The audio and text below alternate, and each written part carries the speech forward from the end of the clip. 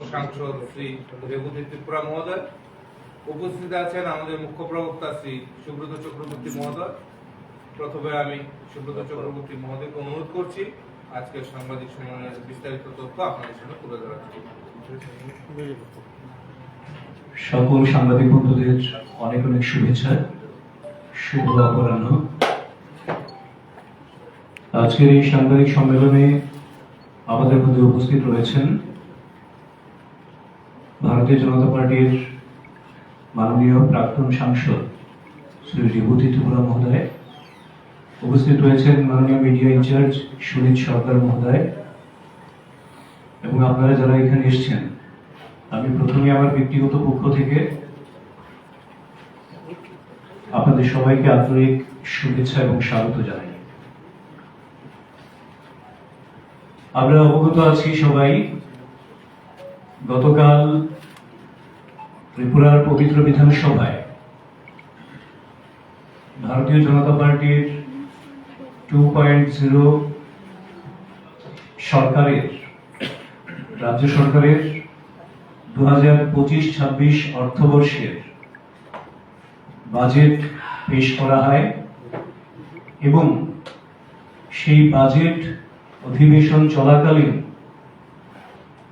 প্রথম দিনেই রাজ্যের মাননীয় মুখ্যমন্ত্রী অধ্যাপক ডক্টর মানিক সাহা মহোদয় রাজ্যের সকল কর্মচারী পেনশনারদের জন্য 3% ডিএ ডিআর ঘোষণা করেন।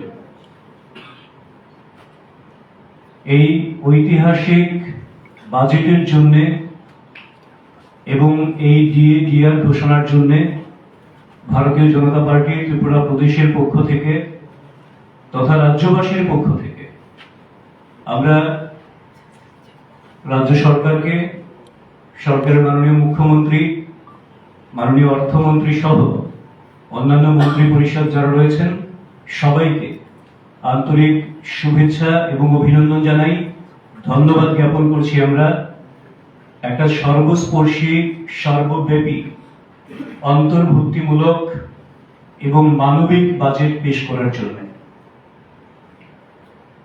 আমরা দেখেছি এবছরের যে বাজেট পেশ করা হয়েছে, বাজেটের অর্থ বরাদ্দ রয়েছে 32,423.44 কোটি টাকা, যা বিগত অর্থবর্ষের বাজেটের চাইতে 4,618 কোটি টাকা বেশি। এবং সবচেয়ে গুরুত্বপূর্ণ বিষয় যেটা, 2017-18 সালে যখন শেষবার এ রাজ্যে যারা শোষণ করেছিল রাজ্যটাকে, যারা নৈরাজ্য কায়েম করেছিল, সেই বামফ্রন্ট তথা সিপিএম এর যে বাজেট পেশ হয়েছিল তার পরিমাণ ছিল 15,956 কোটি টাকা। অর্থাৎ বিগত 7 বছরে ভারতীয় জনতা পার্টির নেতৃত্বাধীন ত্রিপুরা সরকার, মাননীয় মুখ্যমন্ত্রী অধ্যাপক ডক্টর মানিক সাহাজির নেতৃত্বে 7 বছরের মধ্যে ত্রিপুরার বাজেট বরাদ্দকে 103 গুণ বাড়িয়ে দিয়েছেন, যেটা রাজ্যের জন্য একটা নতুন ইতিহাস, রাজ্যের অর্থনৈতিক সমৃদ্ধি, প্রবৃদ্ধি, তার জন্য একটা নতুন ইতিহাস রচিত হয়েছে। এবং এই বাজেটের সবচেয়ে গুরুত্বপূর্ণ একটা বিষয় যেটা, সেটা হচ্ছে মূলধন যেটা রয়েছে, মূলধন ব্যয়, সেটার পরিমাণ 19.14% বাড়ানো হয়েছে এবং তা বেড়ে তার পরিমাণ দাঁড়িয়েছে 7,903 কোটি টাকা। এবং এই মূলধন ব্যয় হচ্ছে একটি রাজ্যের অর্থনীতির মূল ভিত্তি, যার উপর নির্ভর করে আগামী দিনের সমস্ত পরিকল্পনা এবং আগামী দিন সরকার কোন দিশায় চলবে। সেক্টর ওয়াইজ আমরা যদি দেখি, আপনারা লক্ষ্য করেছেন ত্রিপুরা রাজ্যের স্বাস্থ্য ক্ষেত্রে অসাধারণ একের পর এক নতুন নতুন পালক যুক্ত হচ্ছে, যাতে করে স্বাস্থ্য পরিষেবাকে সর্বব্যাপী এবং সর্বস্পর্শী করা যায় এবং আধুনিক চিকিৎসা পরিষেবা কি করে দেওয়া যায় মানুষকে, তার লক্ষ্যে কাজ করছেন। এবং সেই লক্ষ্যে আরো একটি নতুন প্রস্তাব যে বাজেটে রয়েছে, সেটা হচ্ছে সরকার আগরতলায় 100 শয্যা বিশিষ্ট একটি রিজিওনাল ইনস্টিটিউট অফ অপথ্যালমোলজি বা টারশিয়ারি আই কেয়ার হাসপাতাল স্থাপন করতে চলেছেন, যা রাজ্যের চিকিৎসা জগতে আরো একটি নতুন পালক যুক্ত করলো এবং সেই সঙ্গে বিভিন্ন জায়গায় প্রাথমিক স্বাস্থ্য কেন্দ্র গড়ে তোলা, প্রাথমিক স্বাস্থ্য কেন্দ্রকে আরো আপগ্রেড করা এবং জেলা হাসপাতালগুলিতে আরো নতুন নতুন পরিষেবা ইত্যাদি বিষয়গুলি তো রয়েছে। তো এই যে চক্ষুর বিষয়ে যে নতুন সিদ্ধান্ত যেটা রাজ্য সরকার নিয়েছেন, আমার মনে হয় এটা দুই দিক থেকেই সম উপযোগী।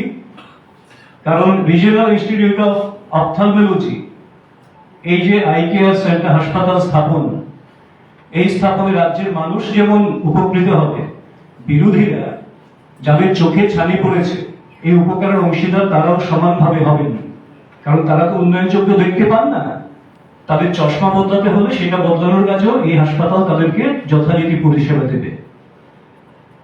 সেই সঙ্গে আমরা লক্ষ্য করেছি রাজ্যের জনজাতিদের উন্নয়নের জন্য রেকর্ড পরিমাণ টিটিএডিসির উন্নয়নে 860.28 কোটি টাকা সর্বোচ্চ বরাদ্দ আজ পর্যন্ত, এবং সেই সঙ্গে জনজাতিদের সাংস্কৃতিক বাদ্যযন্ত্র প্রশিক্ষণ তাকে বাঁচিয়ে রাখার জন্য সুপার 100 প্রকল্পে জনজাতিদের নিট, জেই সহ ইউপিএসসির কোচিং এর জন্য কিংবা অন্যান্য প্রকল্পে ব্যাপক পরিমাণ অর্থ বরাদ্দ করা হয়েছে।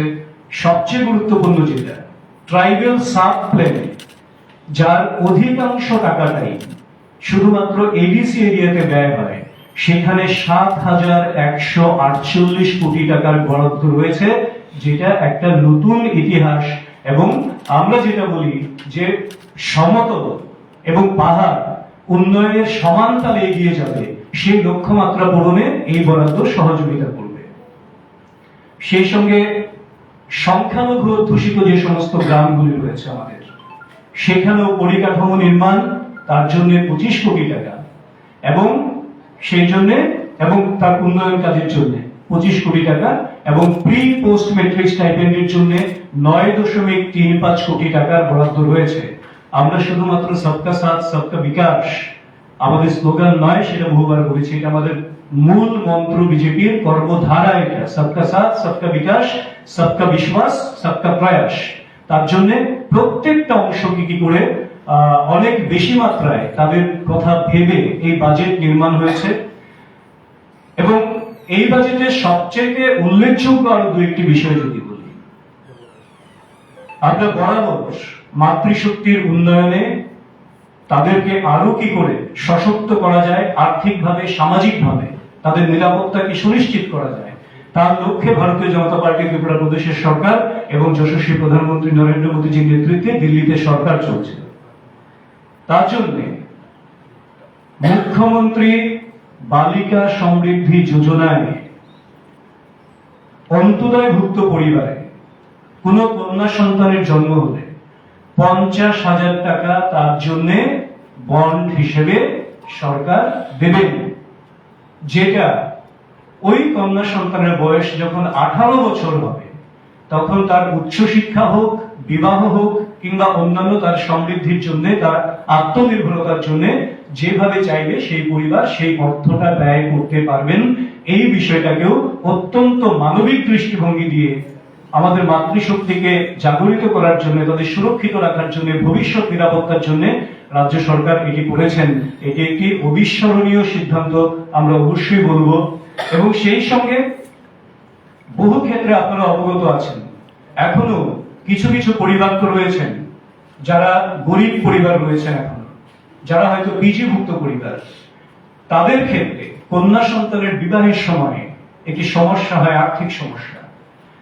সেই জন্য মাননীয় মুখ্যমন্ত্রীর নেতৃত্বে মাননীয় অর্থমন্ত্রী রণজিৎ সিংহ রায় মহোদয় এই বাজেটে তাদের বিবাহের জন্য 50,000 টাকা করে অর্থের সংস্থান রেখেছেন, এবং এই টাকাটা ব্যয় করবেন এসডিএম এর মাধ্যমে, যেখানে গণবিবাহ আয়োজন করে এসডিএম যাদের দুস্থ পরিবার রয়েছে, আর্থিকভাবে পিছিয়ে পড়া পরিবার রয়েছে, তাদেরকে 50,000 টাকা করে প্রতি পরিবার এই সরকার তাদেরকে সহযোগিতা করবেন। শিক্ষাক্ষেত্রে কিংবা যুব কল্যাণ ক্রীড়া ক্ষেত্রে অনেকগুলি গুরুত্বপূর্ণ সিদ্ধান্ত নেওয়া হয়েছে। আমবাসা, কাকরাবন, করবুকে নতুন ডিগ্রি কলেজ স্থাপনের উদ্যোগ গ্রহণ করা হয়েছে। আমাদের রাজ্যে কোনো মহিলা বিশ্ববিদ্যালয় নেই। বর্তমান যেটা মহিলা কলেজ রয়েছে সেটাকে মহিলা বিশ্ববিদ্যালয়ে উন্নীত করা, বর্তমান যেটা রাজ্যে টিআইটি রয়েছে সেটাকে স্টেট টেকনিক্যাল ইউনিভার্সিটিতে রূপান্তরিত করা, এবং সেই সঙ্গে দেখুন ছাত্রছাত্রীদের পড়াশোনায় যাতে ব্যাঘাত না ঘটে, তারা যাতে বিনামূল্যে নিজেদের পড়াশোনার গুণমানকে আরো উন্নত করতে পারে, সরকারি উদ্যোগে এই প্রথম ত্রিপুরা রাজ্যের প্রতিটা মহকুমায় কোচিং সেন্টার খোলা হচ্ছে। কিসের জন্য? ইংরেজি এবং বিজ্ঞান এই দুটো বিষয়ে সরকারি উদ্যোগে প্রতি মহকুমায় 100 জন ছাত্রছাত্রীকে বিনামূল্যে কোচিং দেবে, যাতে তাদের পড়াশোনা আরো বেশি সুনিশ্চিত হয়, তারা যাতে আরো বেশি অ্যাচিভার হতে পারে। এবং প্রতি মহকুমায় একটি করে, শুধু সদর মহকুমাতে 3টি হচ্ছে, যেহেতু তার পরিসর অনেক বড় রয়েছে এই ধরনের 3টি সেন্টার হবে। সেই সঙ্গে হাপানিয়াতে একটি centre for computer based examination. আমরা দেখি আইবিপিএস, রেলওয়ে রিক্রুটমেন্ট বোর্ড কিংবা এসএসসি, সিইউটি এই ধরনের পরীক্ষাগুলি হয়, তাদের জন্য তাদের কোচিং এর ব্যবস্থাও সেখানে করা হবে। প্রায় 1000 ছাত্রছাত্রীকে সেখানে কোচিং এর ব্যবস্থা করা হচ্ছে সরকারি উদ্যোগে। তো এই সরকার যারা এইভাবে সিদ্ধান্ত নেয়, তাদের প্রত্যেকটা সিদ্ধান্ত আপনারা দেখুন, কি ছাত্রছাত্রীর কথা বলুন, কি যুবক যুবতীদের কথা বলুন, কি মাতৃশক্তির কথা বলুন, কিংবা প্রতিযোগিতামূলক পরীক্ষা উত্তীর্ণ হওয়ার জন্য ত্রিপুরা কম্পিটিটিভ এক্সামিনেশন সেন্টার আগরতলায়, উদয়পুরে এবং আমবাসায়, এখানে 3টে জেলা হেডকোয়ার্টারে হচ্ছে, যার জন্য বরাদ্দ রয়েছে এখানে, যাতে করে এই সমস্ত পরীক্ষায় পরীক্ষার্থী হিসেবে ছেলেমেয়েরা সফল হতে পারে। তার জন্য যাতে রাজ্যের বাইরে অনেক ছেলে মেয়ে আছে আমাদের, রাজ্যের বাইরে গিয়ে সেই ধরনের কোচিং নিতে চায়, তার যাতে প্রয়োজন না হয়, তার জন্য সরকার তাদের দায়িত্ব নিয়েছেন, এবং যাতে করে তারা পরবর্তী সময়ে বড় ধরনের অ্যাচিভার হতে পারে। এছাড়া গন্ডারপিসা, কাকরাবনে সিনথেটিক টার্ফ, বাধারঘাটে 200 শয্যা বিশিষ্ট স্পোর্টস হোস্টেল নির্মাণ, 50টা ওপেন জিম নির্মাণ, মাল্টিপারপাস স্পোর্টস ইনডোর হল কৈলাসহর উদয়পুরে নির্মাণ, খেলাধুলার সঙ্গে যুক্ত যারা রয়েছেন, যুব সম্প্রদায় যারা রয়েছেন, তাদেরকে স্পোর্টসের মাধ্যমে তাদের প্রতিভার বিকাশ এবং তাদের নেশা মুক্তি ঘটানো, তাদেরকে সুস্থ ভবিষ্যৎ গঠন করার জন্যই এই বিষয়গুলো রয়েছে। আমরা বহু ক্ষেত্রে দেখি সমাজের একটা বড় অংশ রয়েছেন দিব্যাঙ্গ যারা রয়েছেন, ডিফারেন্টলি এবলড, তারা সব করতে পারেন না, কিন্তু কোথাও না কোথাও তাদের মধ্যে কিছু কিছু গুণ রয়েছে যেখানে তারা সক্ষমতা রয়েছে তাদের পেনশনকে রাজ্য সরকার এই বাজেটে 2000 টাকা থেকে বাড়িয়ে 5000 টাকা করেছিল। মানে ইতিমধ্যেই যারা পেনশন পাচ্ছেন 2000 টাকা, তারা এখন 5000 টাকা পাবেন, আর যারা নতুন অন্তর্ভুক্ত হবেন তারা প্রথম থেকেই 5000 টাকা করে পেনশন পাবেন। এবং তারা যেহেতু সবার সঙ্গে মিশতে পারেন না, তাদের মধ্যে নিজস্ব একটা মিলমিশ রয়েছে, তাদেরও তো একটা জীবন রয়েছে, তাদেরও এন্টারটেইনমেন্টের একটা দরকার রয়েছে, তাদের মানসিক বিকাশে, মানসিক প্রশান্তির জন্য একটা বিনোদন কেন্দ্র রাজ্য সরকার তৈরি করতে চলেছে আগরতলায়, যার জন্য সুনির্দিষ্টভাবে অর্থ বরাদ্দ রয়েছে, যেখানে তারাই তাদের সঙ্গে ইন্টারেক্ট করবেন, কথা বলবেন, খেলাধুলা করবেন, এবং সেটা সম্পূর্ণ সরকারি নিয়ন্ত্রণে, সরকারি সিকিউরিটিতে, সরকারিভাবে নিয়ন্ত্রিত হবে সেটা। সেই সঙ্গে আমাদের রাষ্ট্রকে যারা প্রতিনিয়ত সুরক্ষা দিচ্ছেন, যারা শহীদ পরিবার রয়েছেন, আর্মি থেকে হোক কিংবা সিএপিএফ পার্সোনাল যারা রয়েছেন, তাদের ক্ষেত্রে শহীদ সেনাদের 18 ঊর্ধ্ব অবিবাহিত সন্তানদের জন্য মাসিক 2000 টাকা করে প্রদান করার বরাদ্দ এই বাজেটে রয়েছে। ঠিক তেমনি কৃষকদের সমৃদ্ধির জন্য, কৃষকদের জন্য রাজ্য সরকার বহুমুখী পরিকল্পনা নিয়ে কাজ করছেন, সেগুলি আপনাদের জানা আছে। এই বাজেটে যেটি বিশেষ উল্লেখযোগ্য রয়েছে, মুখ্যমন্ত্রী শস্য শ্যামলা যোজনায়, যাতে করে উন্নত ফলনশীল, উচ্চ ফলনশীল জাতের ফসল চাষ তারা করতে পারেন, যাতে তাদের লাভ অনেক বেশি হয়, অনেক বেশি অর্জন করতে পারেন, সেই জন্য তার জন্য অর্থ বরাদ্দ এখানে রয়েছে। তাছাড়া মৎস্য চাষ থেকে শুরু করে সমস্ত জায়গায় এখানে কিন্তু নতুন নতুন অনেক প্রস্তাব রয়েছে। ইনফ্রাস্ট্রাকচার বরাবর রাজ্য সরকার যখন থেকে রাজ্যে 2018 সালে সরকার প্রতিষ্ঠিত হয় বিজেপির, ইনফ্রাস্ট্রাকচারকে টপ প্রায়োরিটি দেওয়া হয়েছে। সে রেলওয়ে হোক, হাইওয়ে হোক কিংবা এয়ারওয়েজ হোক, অন্যান্য ক্ষেত্রে। এবারও 5টি নতুন মোটর স্ট্যান্ড নির্মাণ, 2টো ফ্লাইওভার, একটি আগরতলায় একটি উদয়পুরে। এবং সেই সঙ্গে আমরা যেটাকে দেখি যে 2018 সালের আগে রাজ্যে পানীয় জলের সংযোগ ছিল 3.18%। 100% বাড়িতে পানীয় জল সংযোগের জন্য এই বাজেটে, এই অর্থবর্ষে 568টি গভীর নলকূপ, 1114টি ক্ষুদ্র গভীর নলকূপ, 284টি ইনোভেটিভ প্ল্যান্ট এবং 3টি সারফেস ওয়াটার ট্রিটমেন্ট প্ল্যান্ট নির্মাণ হতে চলেছে। দেখুন, আমি যে মানবিক সরকার বলছি, আমাদের বহু লোক, যেহেতু আগরতলা রাজধানী, ত্রিপুরার বহু প্রান্ত থেকে ছেলে মেয়েদের পড়াশোনার জন্য, চিকিৎসার জন্য, বিভিন্ন কারণে একদিনের জন্য এলেন, দেরি হয়ে গেল, যেতে পারছেন না, এখানে কোথায় থাকবেন জানেন না, ঠিকানা নেই, তাদের জন্য ভারত মাতা ক্যান্টিন চালু করতে চলেছেন রাজ্য সরকার, যাতে করে বিভিন্ন জেলা থেকে যারা আসছেন নাগরিকরা, তারা সুলভ মূল্যে সেখানে থাকতে পারেন, রাতের আহার পেতে পারেন এবং সম্পূর্ণ নিরাপদে তারা যাতে সেখানে রাত্রি যাপন করতে পারেন, তার সম্পূর্ণ ব্যবস্থা রাজ্য সরকার করছেন। এত কিছু নতুন প্রস্তাবের পর সমাজের সর্বস্পর্শী সব অংশ, ডিপার্টমেন্টগুলোর কথা আমি বললাম না, এখানে প্রত্যেক ডিপার্টমেন্টের জন্য বাজেট 9.5% থেকে শুরু করে 16% পর্যন্ত বৃদ্ধি পেয়েছে, বিভিন্ন ক্ষেত্রে বিভিন্ন রকম, যেখানে যেটা প্রয়োজন। তো এত কিছুর পরেও আমরা দেখলাম গতকাল আশ্চর্যজনক ভাবে চর্বিত চর্বণ করে চলেছেন বিরোধীরা, সে হোক সিপিএম হোক কংগ্রেস, যারা এই রাজ্যটাকে অনুন্নয়ন, তোষণ ও শোষণ, বঞ্চনার মাধ্যমে দীর্ঘদিন ক্ষমতা দখল করেছিল এবং এটাকে পাথেয় করেই যারা ক্ষমতায় টিকে থাকতে চেয়েছিল, এদেরকে মানুষ যখন উৎখাত করেছে এবং রাজ্যের সরকার যখন সর্বব্যাপী, সর্বস্পর্শী, অন্ত্যোদয় থেকে শুরু করে সাধারণ মানুষ পর্যন্ত সকলের জন্য কাজ করে চলেছেন, তা দেখে, উন্নয়ন দেখে তাদের চোখ ধাঁধিয়ে গেছে। তারা বলছেন এই বাজেটে দিশাহীন। আসলে নিজেদের রাজনৈতিক জমি হারিয়ে তারা নিজেরা দিশাহীন হয়ে পড়েছেন, অন্ধ ধৃতরাষ্ট্রের মতন অন্ধকূপে জীবনযাপন করছেন। তার জন্যই গণবর্জিত ওই সমস্ত রাজনৈতিক দল জনকল্যাণকামী, সংস্কারমুখী, উন্নয়নকামী, বিকশিত ত্রিপুরার যে বাজেট পেশ হলো, তাকে তারা এইভাবে সমালোচনা করছেন। আপনাদের মাধ্যমে রাজ্যের জনগণের কাছে আমরা আবারও বলবো, এই সরকার একটা জবাবদিহি সরকার হিসেবে কাজ করছে।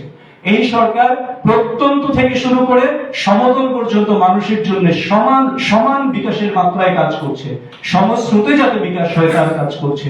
এই সরকার দলিত থেকে শুরু করে, কৃষক থেকে শুরু করে, নারী যুব থেকে শুরু করে, ছাত্র ছাত্রী থেকে শুরু করে, সংখ্যালঘু থেকে শুরু করে প্রত্যেকের জন্য নতুন নতুন কর্মসূচি এবং পরিকল্পনা গ্রহণ করে কাজ করছেন।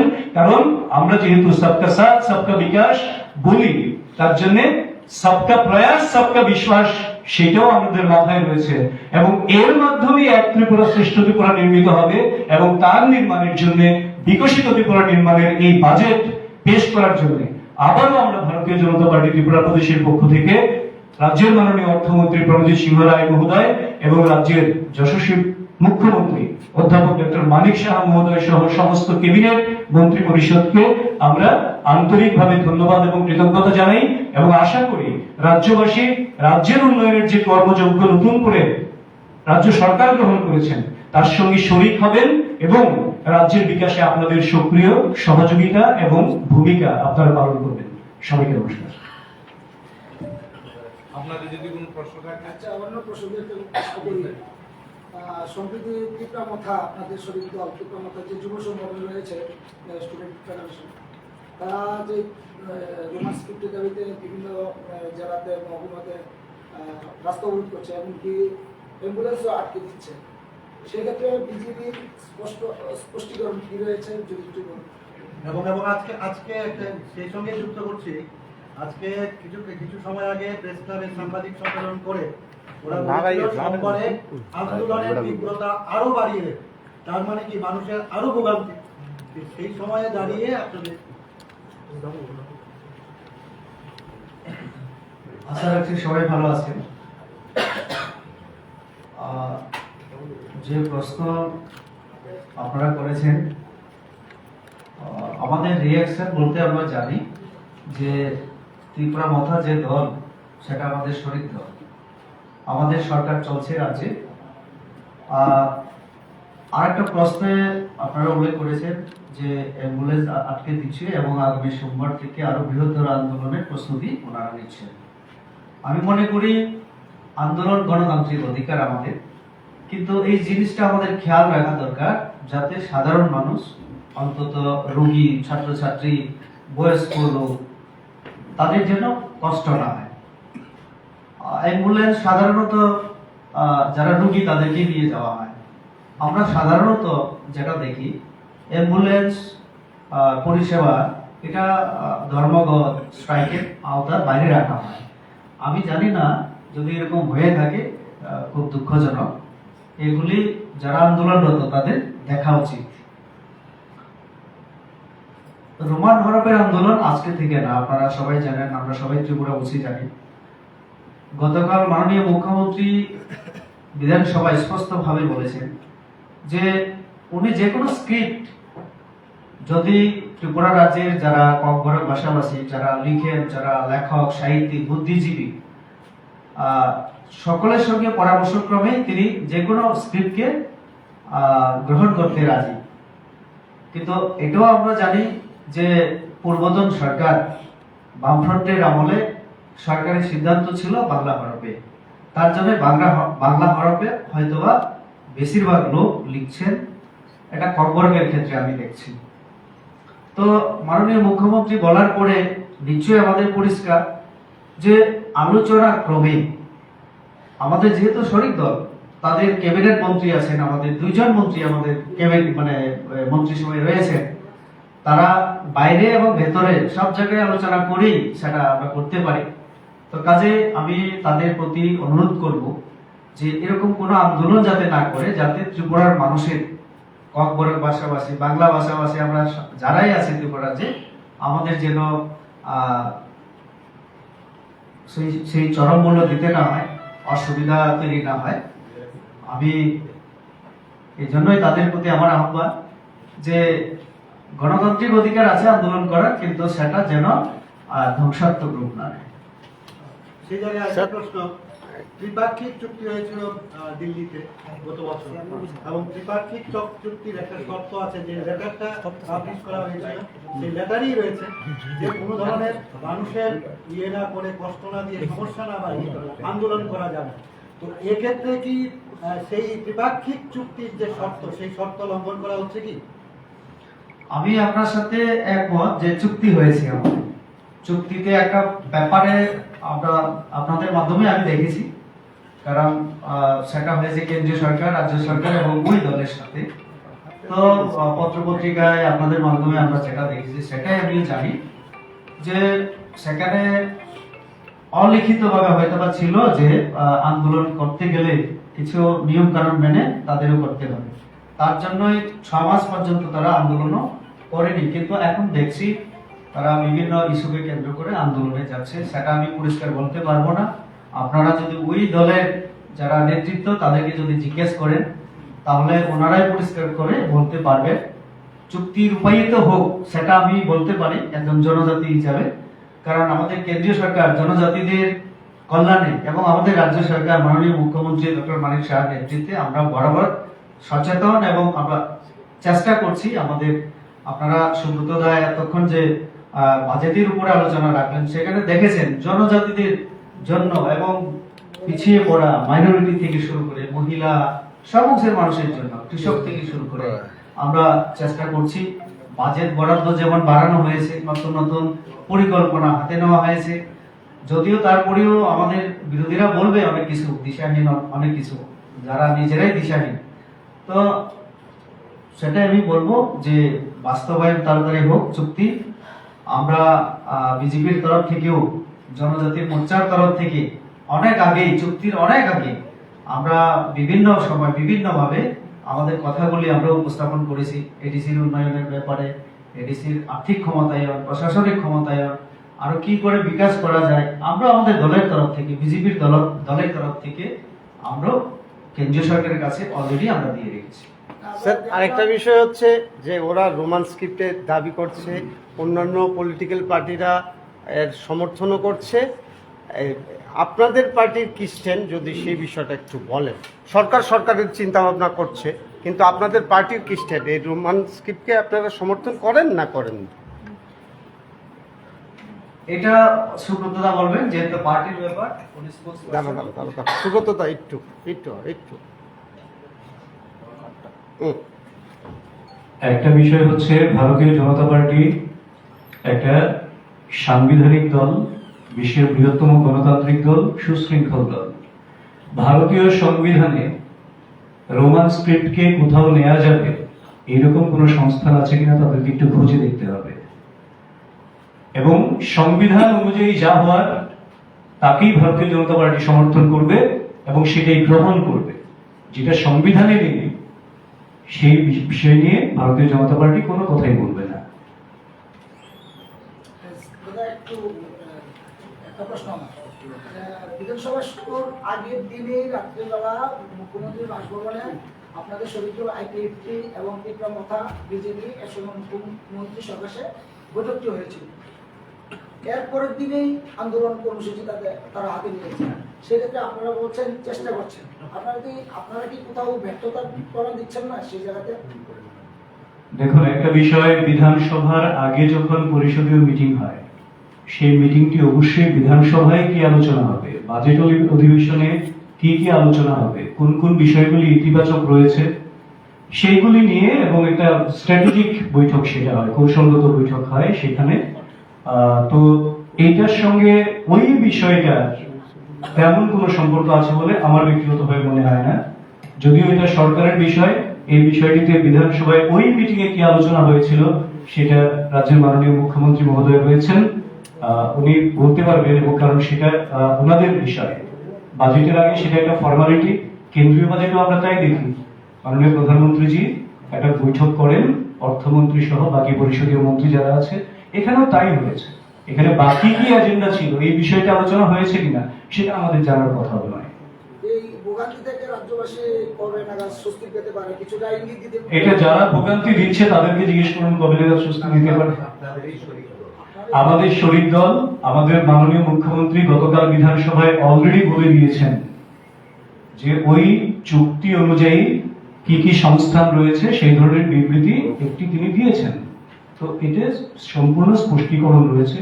বাকিটা আমরা শুধু, আমাদের মাননীয় প্রাক্তন সাংসদ রেবতীদা সঠিক বললেন, আমরা আশা করব তারা একটা দায়িত্বশীল রাজনৈতিক দল হিসেবে, শরিক দল হিসেবে এমন কিছু করবেন না যাতে জনসাধারণের মধ্যে ক্ষোভ সঞ্চারিত হয়, যাতে মানুষের কোনো অসুবিধা হয় বা আমাদের কোনো ক্ষেত্রে চরম মূল্য দিতে হয়, এমন কিছু করবেন না, সেটা আমরা প্রত্যাশা করব। সবাইকে ধন্যবাদ। আপনি কয়েকদিন আগে বিভিন্ন জায়গায় গেছেন, সেখানে যতটুকু ক্যামেরার মধ্যে যতটুকু কথা এসছে সেখানকার নাগরিকরা বলছেন যে তারা খোঁজ খবর নেওয়ার জন্য কেউ যান। আপনি কতটা স্বীকার করবেন জানি না, আপনি কয়েকটা জায়গা যাওয়ার পর এমন কথা বলা হয়েছে। এখন কি পূর্ব ত্রিপুরার সাংসদ জনগণের সঙ্গে বিচ্ছিন্ন না জনগণের সঙ্গে আছে বলে আপনি মনে করেন?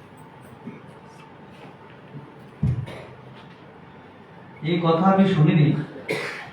আমাকে সেদিন জিজ্ঞেস করেছিলেন যে আমার উত্তর ত্রিপুরা জেলায় যাওয়ার উদ্দেশ্য। আমি বললাম এখন তো আমি একজন পার্টির একজন কার্যকর্তা হিসেবে যে কোনো জায়গায় যেতে পারি, যেহেতু আমার প্রশাসনিক দায়িত্ব এখন নেই। তো সেখানে কেউ হয়তো বা প্রশ্ন করেছিলেন বর্তমান সাংসদকে নিয়ে, তো আমি এই কথাই পরিষ্কার বলেছি যে বর্তমান সাংসদদের কথা উনি নিজেই বলতে পারবেন। কারণ আমি যতটুকু জানি বিভিন্ন জেলায় যে দিশা মিটিং হয় সেখানে তিনি উপস্থিত হয়েছিলেন এই মাঝখানে। তার বাইরে আমি কিছু বলতে পারবো না, কারণ এটা ওনার কাছ থেকে আপনারা জেনে নিন। না, আমি ওইটা জানি। আমি যাচ্ছি আপনি পার্টির যে মিটিংগুলো করছেন বা মানুষের সঙ্গে দেখা করছেন, তখন মানুষ কি বলছে আপনাকে, যে সাংসদ কি জনগণের কাছে জানতে বুঝতে পেরেছি। আমি যখন যেখানে যাই, একজন পার্টির কার্যকর্তা হিসেবে যাই, তো পার্টির কথাই আলোচনা হবে সেখানে, অনেক কথা জিজ্ঞেস করবে না। আমাদের নাড্ডাজি এই সাম্প্রতিক সফরে কয়েকটা কথা বলে গিয়েছিলেন। আমরা যারা কার্যকর্তা, আমরা যেন জেলাতে প্রবাস করি, মন্ডলে প্রবাস করি, তো সেই হিসাবে আমার যাওয়া। গতকাল আমার গন্ডাছড়ায় যাওয়ার কথা ছিল, কিন্তু এই স্ট্রাইকের কারণে আমি যেতে পারিনি, তার জন্য আজকে এখানে। তো সেটা আমরা অনেকেই করে থাকি। তো আমাদের কার্যকর্তাদের সঙ্গে আমাদের সাংগঠনিক ব্যাপারে কথা হয়, তো সেখানে অন্য কোনো প্রশ্ন আসার কোনো প্রশ্নই উঠে